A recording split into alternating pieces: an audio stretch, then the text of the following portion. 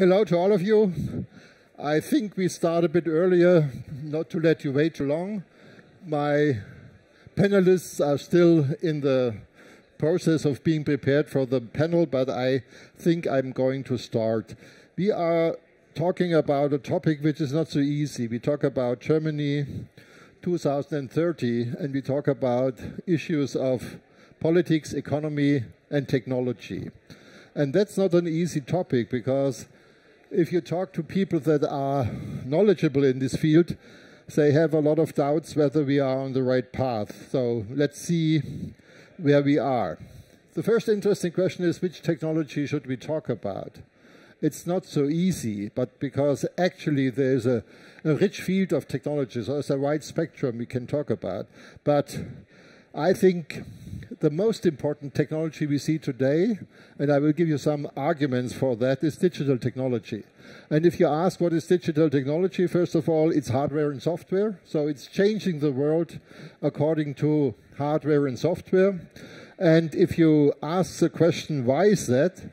Well, if you look around, then you see that the innovation we see today is most of the time due to hardware and software. And if you ask the question, what is responsible for the functionality there, it is certainly software. So in some way, we can go to a very nice publication of Mark Anderson. He's an American entrepreneur, an investor, a software engineer. He's a co-author of Mosaic, which was one of the first widely used web browser constructed. Now he is a co-founder in Silicon Valley, co-founder of Netscape, general partner of Silicon Valley Venture, capital firm of Andreessen Horowitz. It's a bit of a strange way of saying that software is eating the world. A lot of people who hear that the first time are a little bit unsure what is meant by that. But the explanation is quite simple. Everything, literally everything we see today is captured by software. So we see software systems going into every direction, going into every application, and being most decisive in the field. And in particular today, we see that we go from pure software to cyber-physical systems.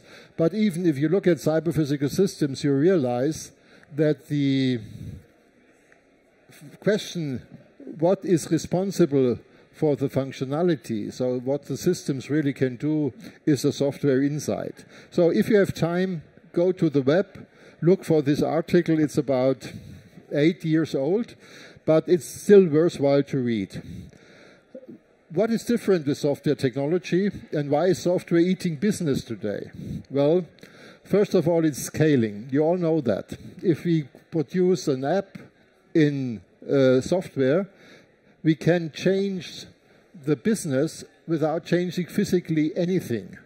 So within a few days, an app can be on all the systems around the world. We have this digital infrastructure like the web and all the edge technology around the web, and therefore we can change things from a point of view of software without changing anything physically, which is a big difference, because if you introduce a product to introduce takes a lot of time. You have to find production firms, you have to find ways to sell it, which is completely different with software. This has to do with economy. So software is just development cost. It's not production cost. So it's a completely different way of doing the business.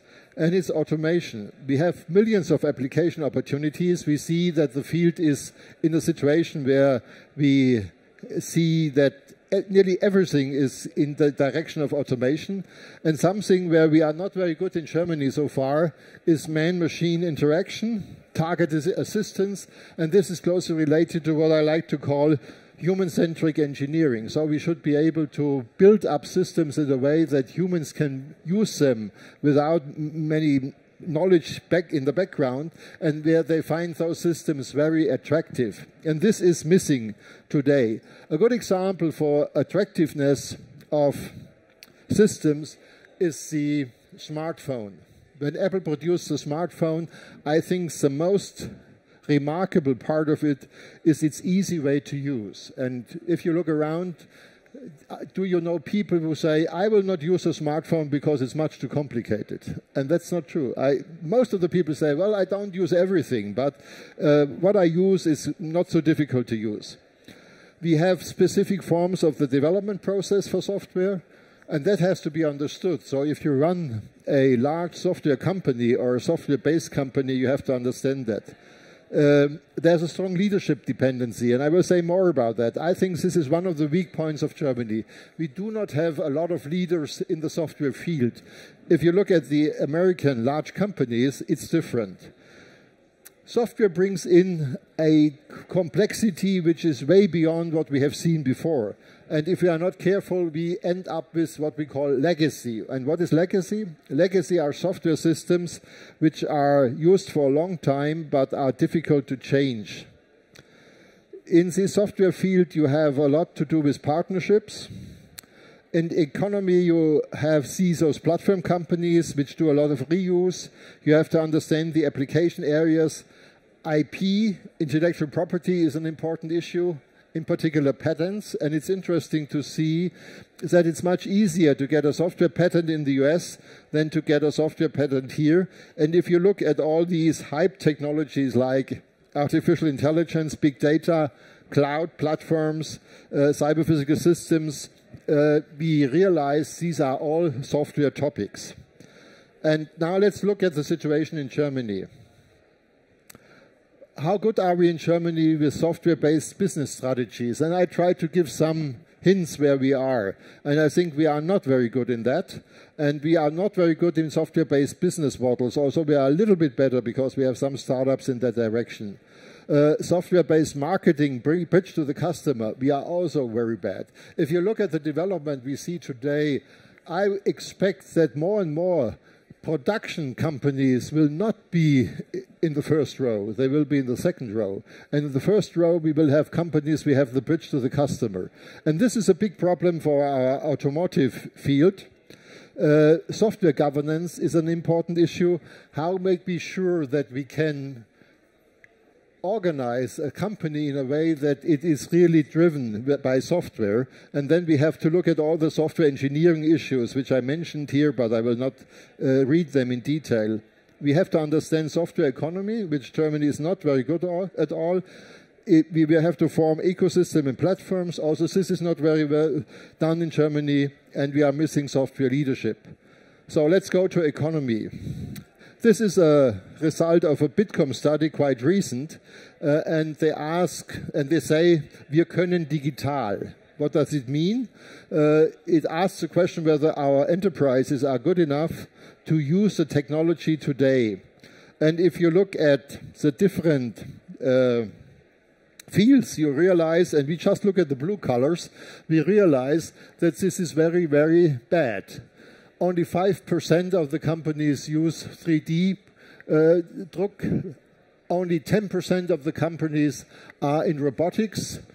Only 2% are in virtual reality, and this is in particular disappointing. Only 1% of the companies are actually using artificial intelligence in their everyday time. And if you look at them and ask them where in Germany we have a chance to be on the forefront, we see that drones is the thing where people are most optimistic, but most optimistic means only 26% believe that we are in a top position worldwide. In artificial intelligence, it's only 6% who believe that. And this is the most depressing slide I can show you. This shows the platform economy we see around the world today. And it gives you the most important platform companies, and the blobs express their value at the stock market. And now if you look at United States, you see that we have the classical 5 companies which are really most impressive in the field there, but don't overlook there are quite a number of additional companies which are already quite large. We have only companies there that have more than $1 billion at the stock market. If you look at Asia, we see already Chinese companies coming, Tencent and Alibaba, but also Samsung from Korea. And we see an awful lot of companies which have already some size, but are on the move. And in Europe, if you look at that, you have SAP, which is comparatively small. If you compare it to the other stuff, we have a number of smaller things, but it's really not very encouraging. And if you look how the development is going, compare the numbers of the years. This is 2017, and you see that the American part is still growing. You see that the European part is shrinking, that the African part is shrinking, that here even the Asian part relatively is shrinking. And this is a very, very fast development, which is very, very disappointing and worrying. Here you see where the software engineers live. This is, you can get it also from the web. These are the GitHub developer locations around the world. And you see, if you look around here, you see that we have, of course, a big amount of those GitHub in the West Coast, in particular in California. Also, we have quite a lot in the East Coast, in the North. Then you see China is coming. And if you look at Europe and look at Germany, and Germany is way behind. And I think this is quite worrying. And we have also now to talk about politics. And this will be discussed in our panel. If you look at politics, the question is where we are in leadership, in education, culture, role models, software strategies. What is our skills with respect to staffing, finding the right people, universities? We have to talk about technology. How much funding? Do we have partner networks? Do we have markets? Do we have venture capitalists and accelerators? And we are missing a lot of things in Europe. We are missing leadership. Maybe this is the most important thing. We are missing leadership both in politics and in economy. We have a strong old economy culture, in particular in Germany. Germany is the land of the mechanical engineers. And we still feel like that. And if you look at the large companies, if you look at the DAX enterprises, you realize it's very hard to find just one person on the top level who understands how to deal with software. We have a lot of emphasis on mechanical electrical engineering, physical products, and management is not software affine. Mechanical engineers recruit mechanical engineers. That's an old rule. And in particular, a funny thing are CIOs. CIOs have been used for 40 years now as an excuse for the top management not to become experts in the field of digital technology. And it's still going on. And I have a lot of experiences talking to top managers which tell me we don't understand anything of the field because we have our CIOs. But the CIOs don't understand this technique from a strategic point of view. They don't develop a vision in software. And the education is old-fashioned. We still educate MBAs, but we should educate DBAs, digital masters in the field. And now let's switch to politics. And in politics, it's perhaps even more depressing. The interesting question is, and you will just learn someone who is certainly, to a certain extent, an expert in the field. But if you look at top politics, it's very difficult to find an expert in this field. So there's a missing tech know-how. Even worse, I think also, if you look at all the administrations around, there is a lot of missing tech know-how, and the results are that Germany is in some respects behind other countries. Look at the broadband connections. Look at, for instance, all the way we organize research. Look at the way the government is using digital technology. So we are very, very weak on that. And we have a weak strategic funding policy. Germany has decided to put some money into artificial intelligence. I talked to some people who did the decision, and it's interesting to know that these people didn't know what artificial intelligence really is. They have a very vague understanding of that. But even in this case, what they put into that is ridiculous, because if you look at Chinese Chinese situations. You find cities in China which one city puts more money into artificial intelligence research than whole Germany. We have a very fragmented market, and what we see is that the German enterprises are not ready to work together. This is particularly true for the automotive industry. Everybody is now trying to do autonomous driving by his own, which is ridiculous because they should work together there much better. And we have really weaknesses in key technologies. Internet is too late understood as a decisive platform, and we are missing human-centric design. And so, if we look again at where we are, in hardware we have exponential increase in power, Moore's law. We have digital services everywhere. We have the scaling of software. We have new paradigms in the technology. We have in the economy completely new business models. If you look at the business model of Google, if I would have told 30 years ago, when we were about to found the CDTM, if I had told someone in business schools that we will have a business model like Google, he would have laughed about it. We need new partnerships, we need new networks, we have to understand the gratis economy, which means zero marginal costs, and we have to understand the dynamics. This is more or less a very yes, it's a field where we have really a lot to do, and it's not so clear whether we are able to do that. So may I ask now the other members on the panel to come on stage and to have a discussion on these topics. Please, come on.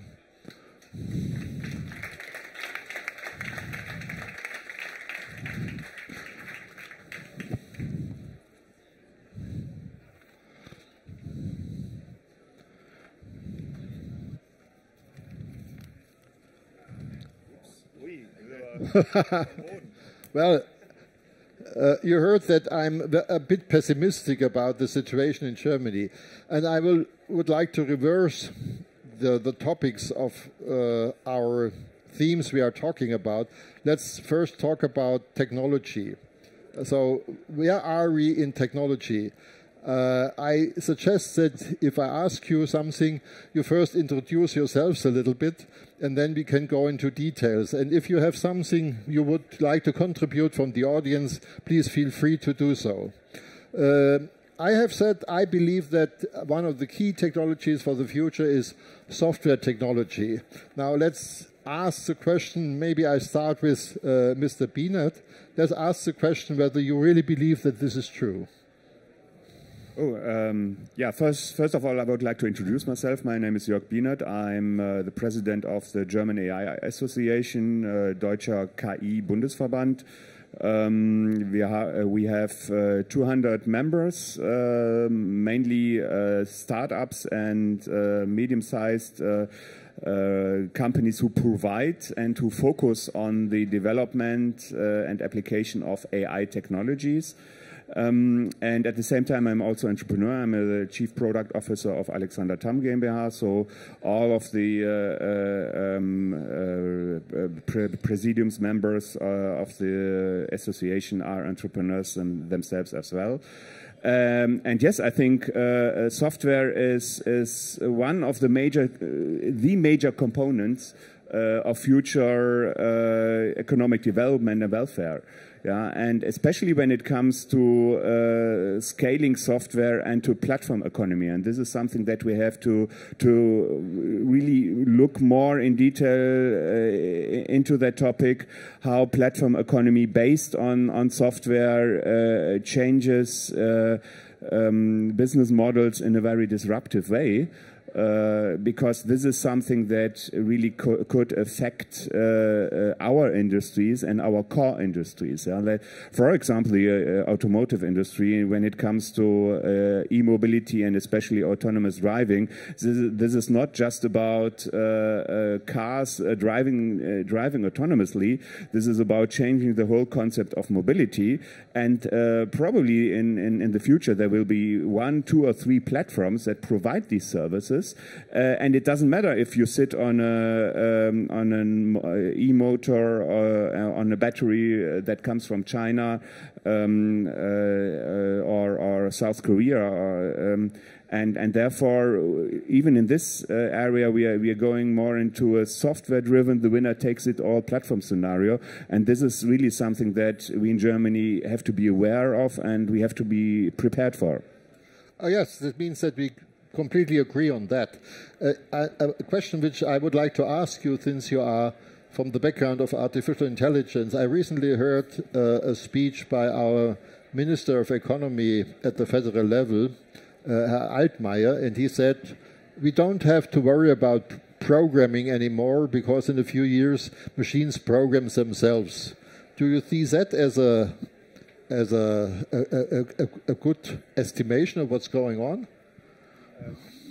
I haven't heard that quote, but I don't agree.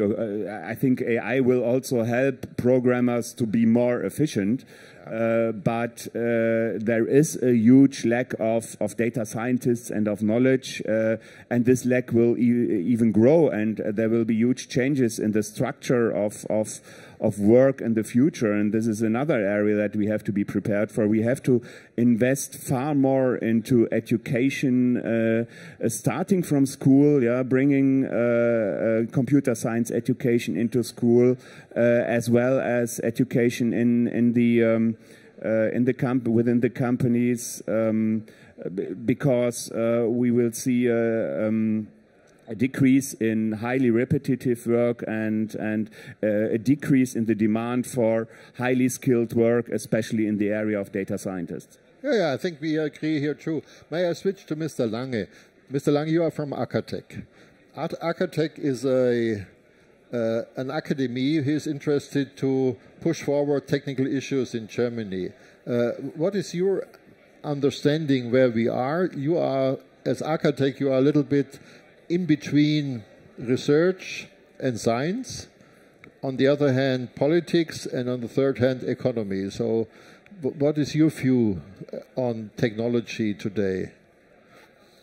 Yeah, well, at least I think we should not talk too much about technology itself, but about some major developments which are technology driven, but which are much broader in a certain sense. So what we are interested in is basically three things, three trends which are quite important. First of all is, of course, digital transformation. The second one is smart and sustainable mobility, and the third one is smart and sustainable energy. These are basically the three fields of areas which are quite important for the future of Germany and our innovation system. And we actually, I think in Germany we are quite good at setting the course just in time, bringing stakeholders together. So we have a lot of broad visions and strategies on all of these issues: digital transformation, sustainable energy, and sustainable mobility. We have stakeholders having their hands on deck, so policymakers and people from the science and the business sector. So we have some strategic visions, and I will give you some insights on those initiatives. We are good in visions, but we now have to switch gears and to execute these strategies and visions. And this is where we definitely have to be faster. So the five major initiatives in Germany, I think, is first of all Industrie 4.0. You probably all know it. We have started it in, I guess, 2010 or 2011.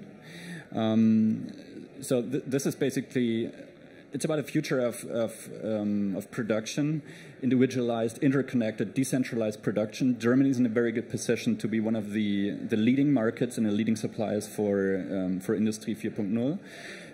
So we have the players together. The second initiative launched in 2013 was called Smart Service World, which was about the idea that in the future platforms, digital platforms and ecosystems will be the marketplaces of the future, changing the whole idea of how to make business models based on as a service models, which are data-driven business models. This is not directly in the DNA of the German manufacturing industry, so we have to be much bolder on execution here.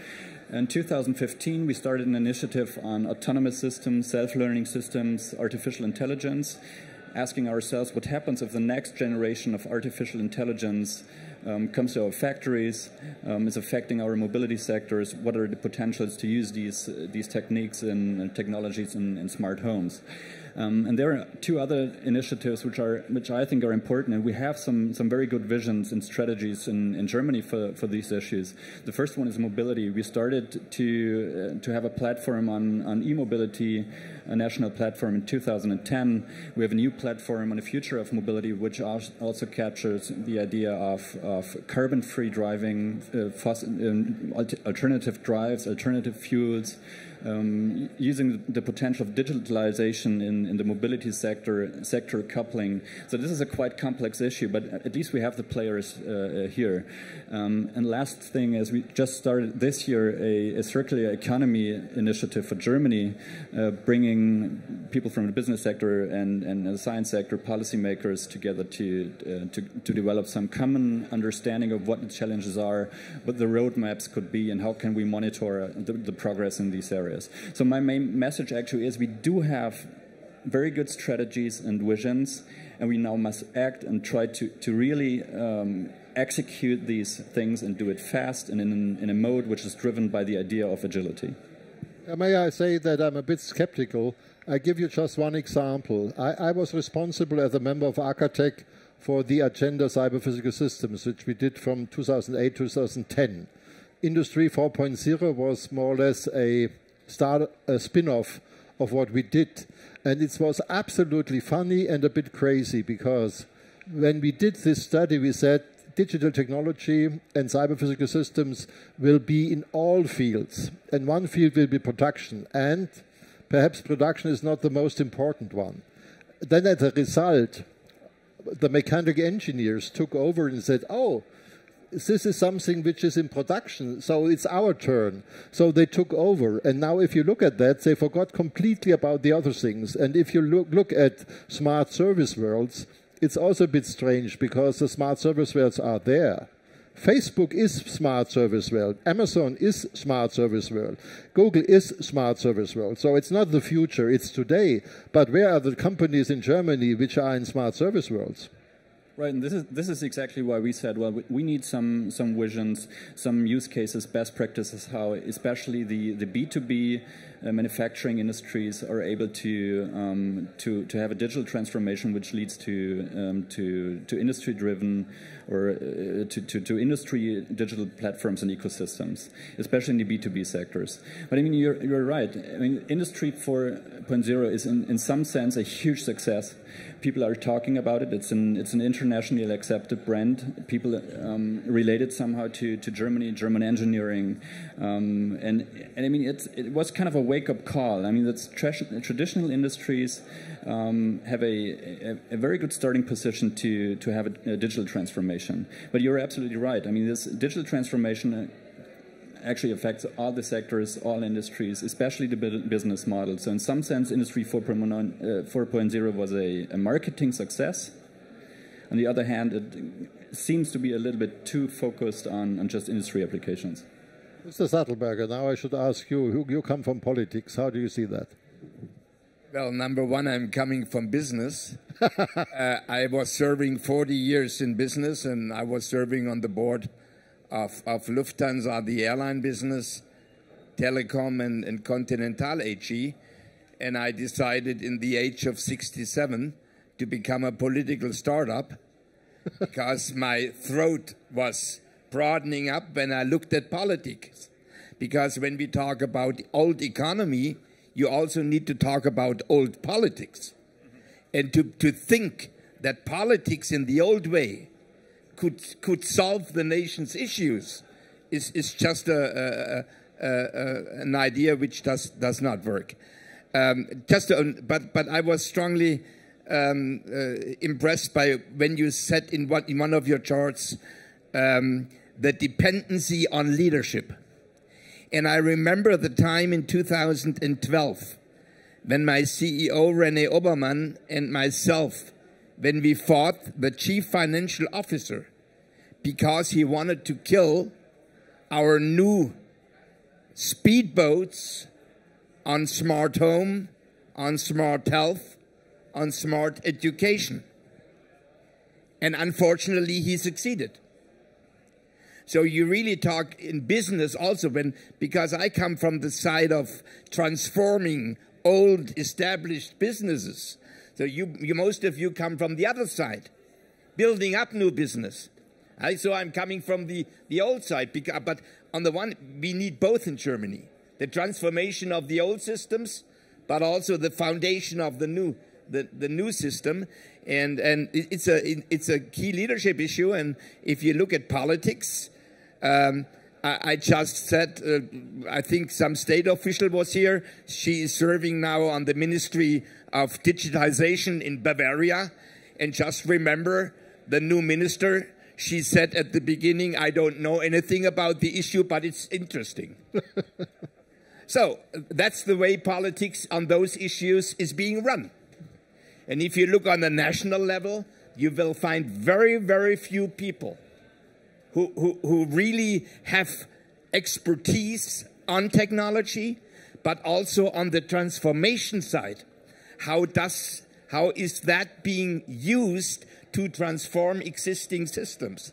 And so we really need to discuss also about the rise of a new political class, which is much more professional for the future.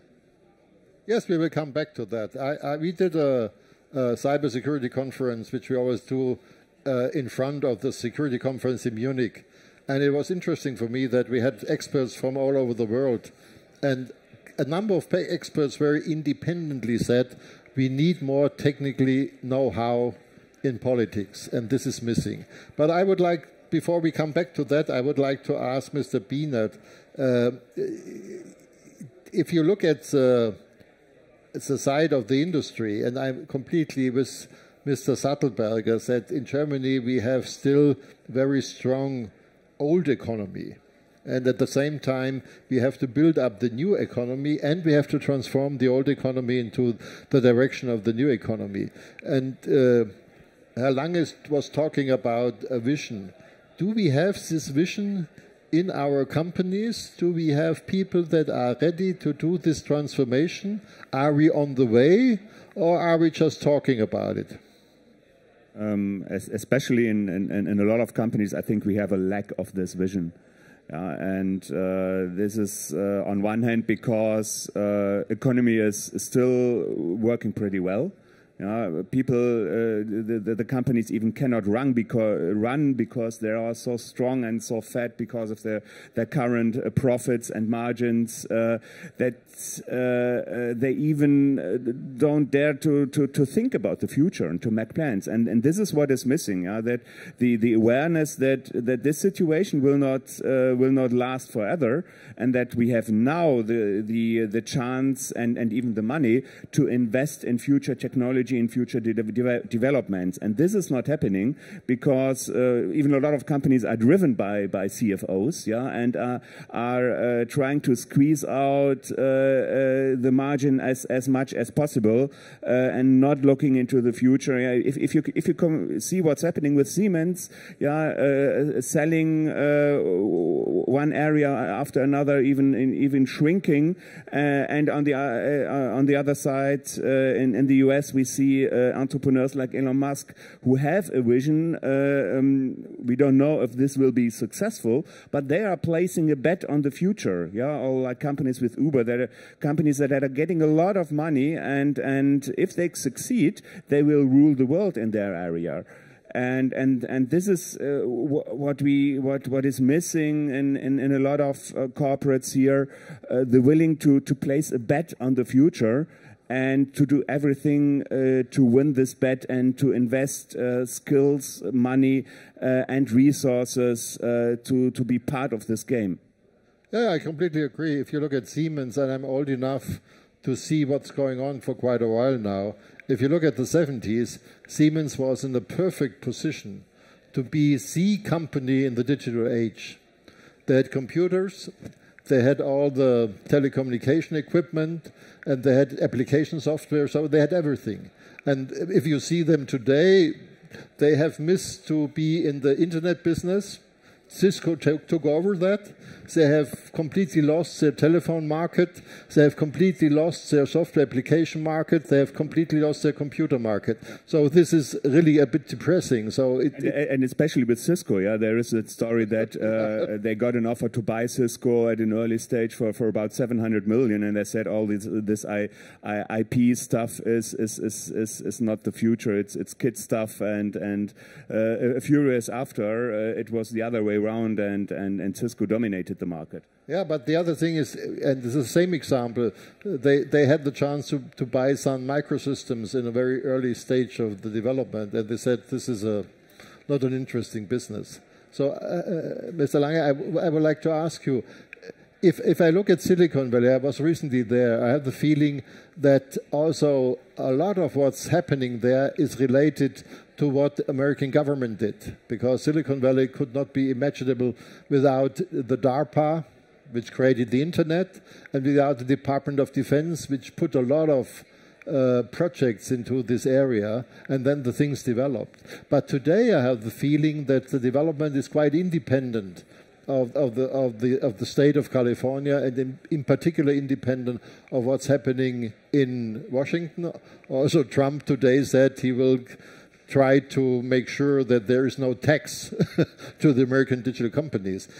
Do you think that in Germany we have an industry which is strong enough to develop such an idea how to find their path into the future? Well, the simple answer is yes, because it has to be, right? Yeah, but this is logically not really. Look, I mean, we have one of the strongest manufacturing industries in the world. Automobile, chemistry, machinery. So I mean, and we're in a very good position to bring these kind of old economy things to the digital age. I mean, this Industry 4.0 is a vision in a sense that using the strengths we have, we can really build up something new and something great. I mean, I see all the barriers and all these things, but we have a strong incumbent industry with a long tradition, good educated, highly educated engineers, a good vocational training system, a very good research landscape in many technical fields, and we have very good young startups. And not only startups in the B2C sector, but especially here in Munich, we have a lot of good B2B startups, high-tech, deep-tech startups. So let's bring together these startups with the incumbents, and let's see what happens. I mean, we're talking about ecosystems.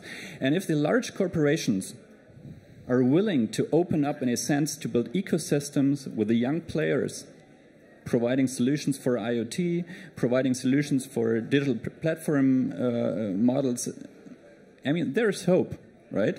And there is something happening here. I mean, we need some more cooperation, more systematic cooperation from startups and the classical corporates, together with top scientists from our top universities.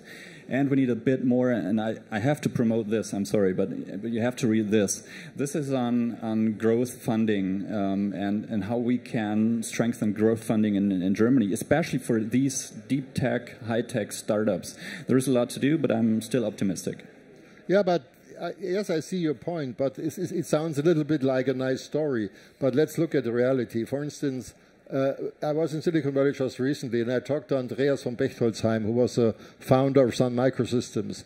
And we organized a conference at Stanford University, and he was one of our speakers. And he said, at the end of his talk, he said, Europe is talking about a lot of things which are not relevant, but we are creating the future.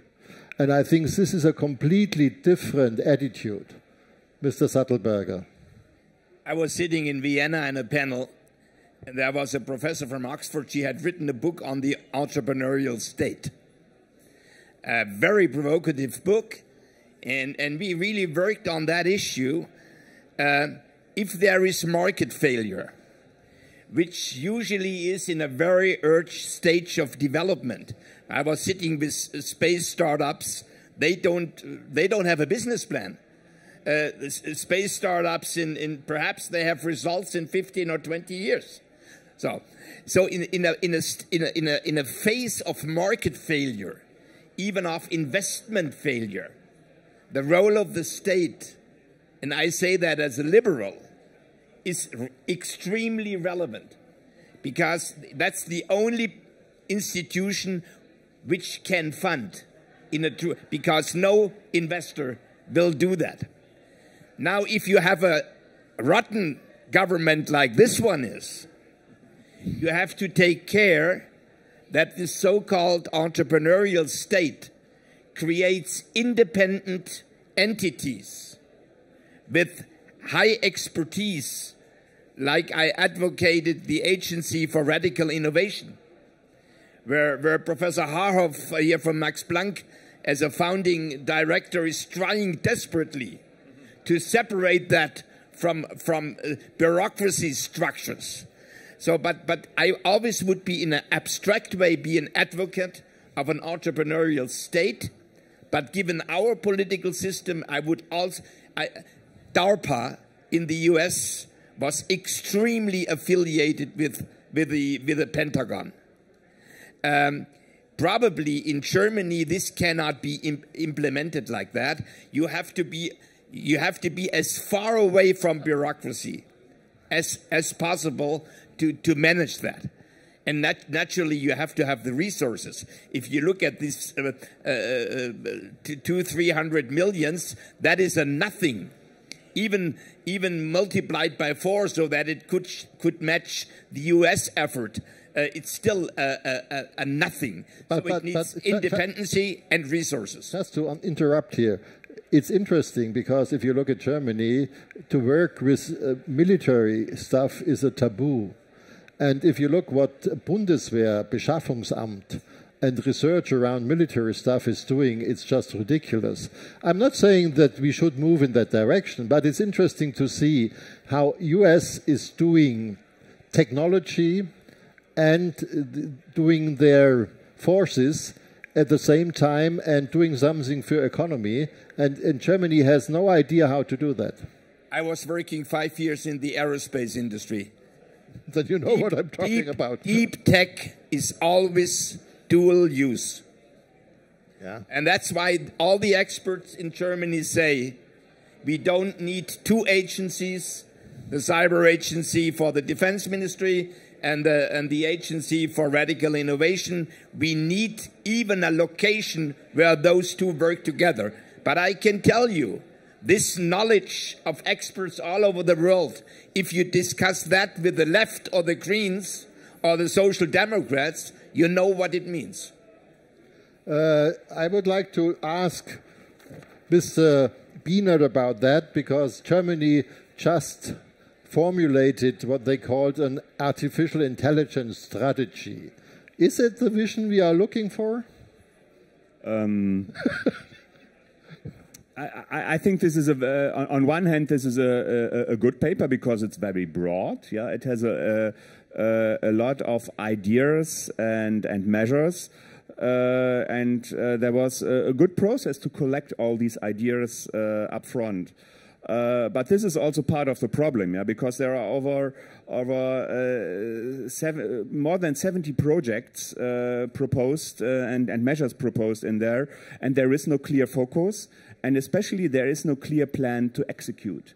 Yeah, and this is what more or less is common sense. Yeah, nobody's arguing against this. Which is missing nearly since 1 year.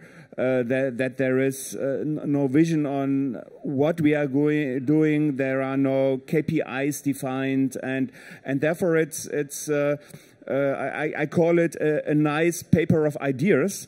But nothing more. If there is no way to really plan in overall activities in a very comprehensive way.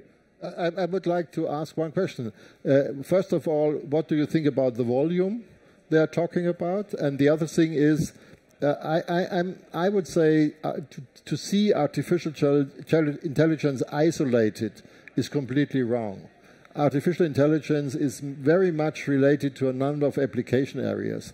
And if I look around, if I look at China and I look at the US, my feeling is that the progress in artificial intelligence is not in state-funded research so much, but it's much more in companies. For instance, China decided to give a lot of money, much more than the Germans, in companies which develop that. And I have the feeling that the speed of development makes it very, very difficult for state-based research, and so we have to make sure that we do much more work close to applications. Do you agree to that? Yes, in all aspects. So on one hand, there is this question of budget, yeah, and honestly, nobody knows exactly what budget is planned right now. Yeah, so it's a matter of calculation. It started with 3 billion, and then it came down to $500 million, and now it's 1 billion. And but no one can tell you what amount is planned in what period of time. But it's clear that it's not enough at all, especially if you compare it to what other countries are investing in this area. The programs that have been launched so far are mainly addressing the science part. And even from the Ministry of Economics, they are focusing on the research institutes and Fraunhofer and all these things. And they're not looking. They should focus much more in moving this money and these resources into businesses, and especially in startups, for example. And this is a general issue in regards to the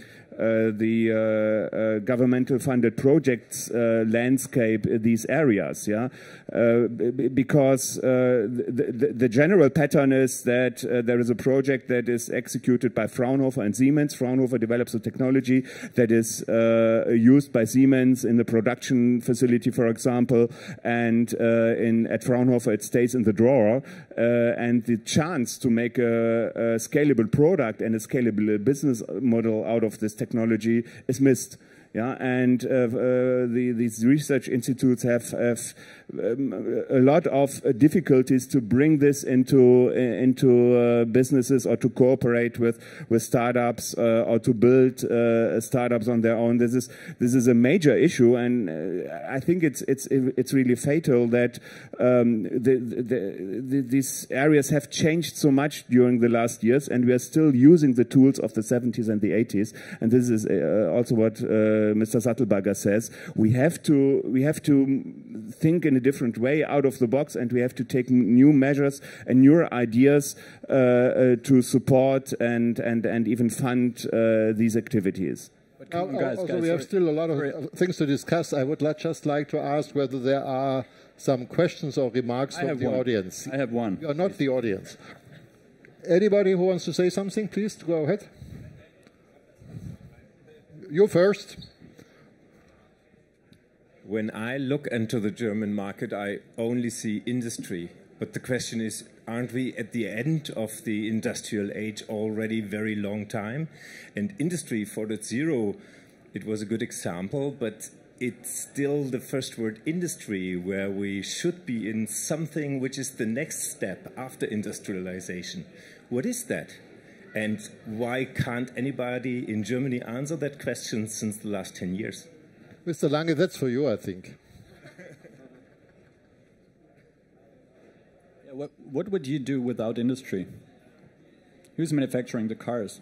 Look at Silicon Valley. There's no industry. What they do without industry? Exactly. So we have the strong service sector, right? So there's an alternative. We don't have the strong service sector in Germany. So why do we want to scrap industry? No, we don't want to scrap it, but the business model changed. It's not industry production anymore, and the core of all the things is always the business model. The transformational starting point is always the business model. Right. It's not industry, it's not products anymore, and it's more services and it's more scalability. This is what smart service world is all about. So, but also for the industry which of the German large industry companies has a glue of that? Mr. Sattelberger. If I look to Asia or to the US, it starts with smart talent. It goes on to smart services. Then it goes on to smart products. And then it goes on to Industry 4.0. So it's completely the other way around than we do.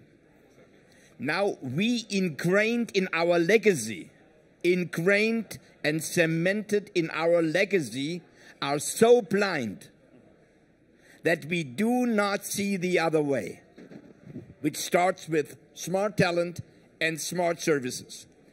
And then, because naturally, I did a speech for the graduates of the University of Paderborn, and I said, Germany has 4 car makers and 1 SAP.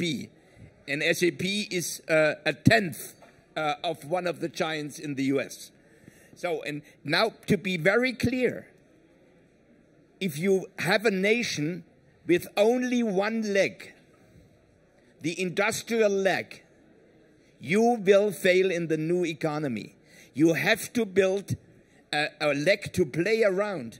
Well, to be also very clear, I'm a space guy. I would have loved to see the 700 million program in Bavaria for the space, but not for the Fraunhofers and not for the Max Plancks, but for the small and medium-sized companies and for the startups, because we have a major flaw in our thinking in Germany. We think innovation comes out of research institutions. And if you look what Fraunhofer delivered in the last time, it was 30 years ago, MP3. And nothing left. And that we really have to radically change the way how we view innovation in this country. Now, is the time too late? No, it's late, but not too late. Yeah, what Lange, and then you. You're so pessimistic and fatalistic. I really can't believe it. I mean, all your points are right. But I mean, how can you be so pessimistic about the future development of Germany? Can you create the future if you're in that way pessimistic and fatalistic? No, we have. I may propose. May I please force you to at least find 3 points, at least 3, where you would say we have a good starting position, a very good basis to win over the future. Well, you must have these. I think issues, the right? point is not to be pessimistic. I think the point is to be realistic. And if I compare China and Germany for the last 40 years, and I see the development in China and I see the development in Germany, I see these are completely different curves. And I think we have to be very carefully analyzing where we are. And maybe we are good enough to do a wake-up call, because currently it does not look like that people that are in charge have understood what it has to be done. And therefore it's not pessimism, it's realism, and the realism is a hope that we will get into directions you are asking for. Because another thing is an industry strategy in Germany, which we don't have. And I think we need that. And this is a thing we are fighting for. Now it's your turn. So, yeah, I'm also looking at the watch, but one short question. So I really liked your answer and the focus on talent. So I work for a venture capital firm, and we do invest in deep tech companies in very, very early stages. And the #1 reason why things work out well or not is the people. Problems are caused by people and interactions. So now you mentioned, I think Professor Broy or Sattelberger, that we need a new generation of politicians. So that also change comes from people, and we have a leadership problem, and you were very specific about this word leadership. And so what can we do? Because the political apparat, it's a very inert structure and a heavy thing to shift, to move.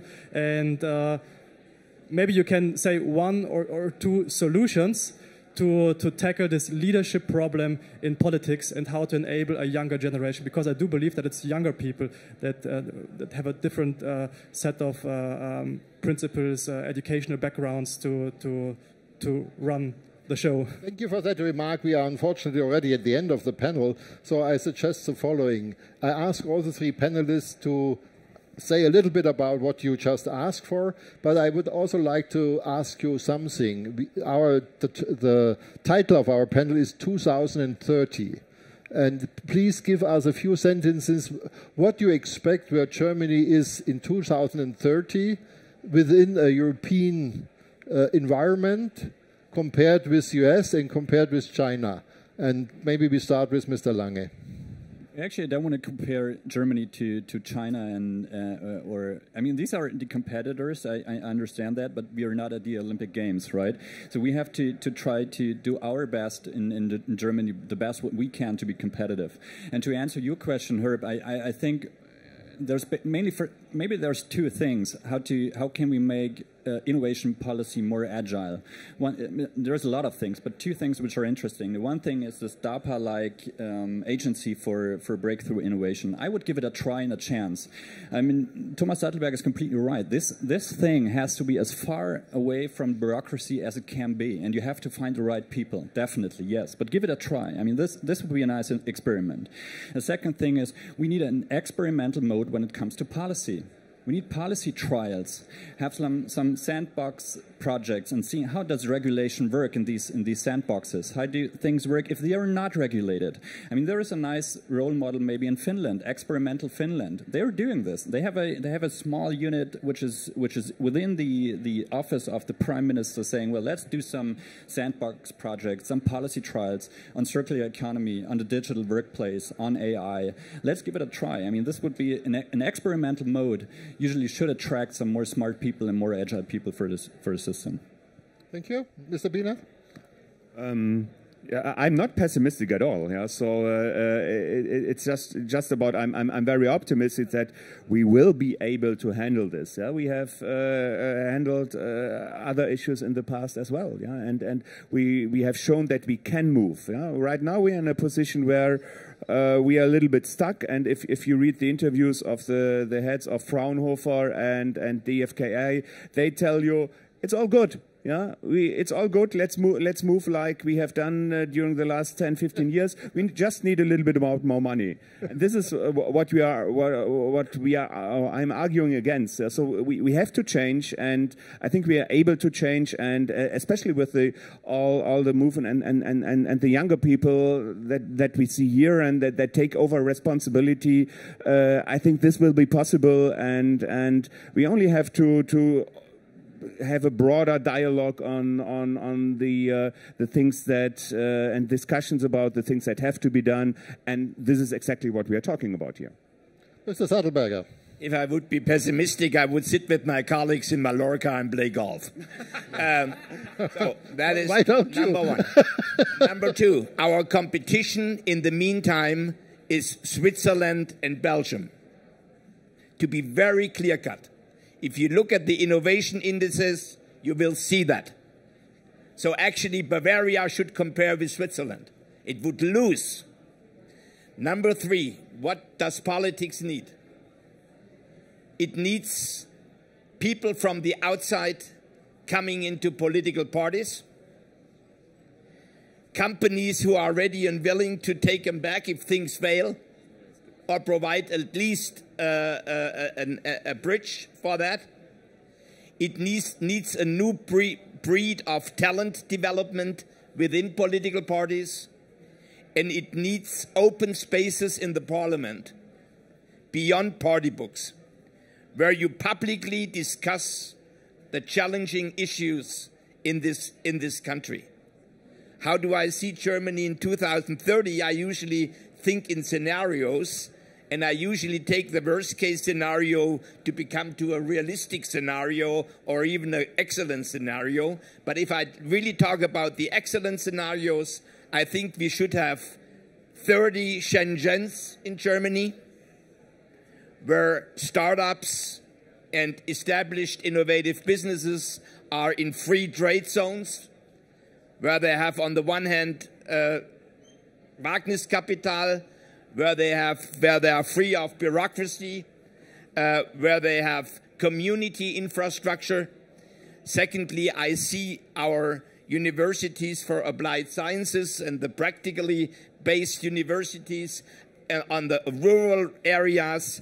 I see them having bridges in both ways between medium-sized companies, but also those startups in Oldenburg or in Göttingen, or in Friedrichshafen, wherever, those medium-sized cities where usually, because we don't change Germany if we don't work in the rural area. We have to be very clear. just hotspots don't solve anything. So those are two things which I see to do as practical political approaches, and how to create a new political culture. I made some comments. So thanks a lot. This brings us to the end of the panel. I thank all three panelists. I thank all the public. I think what we get from that is the speed is necessary, change is necessary, leadership is necessary. Let's work for it. Thank you very much.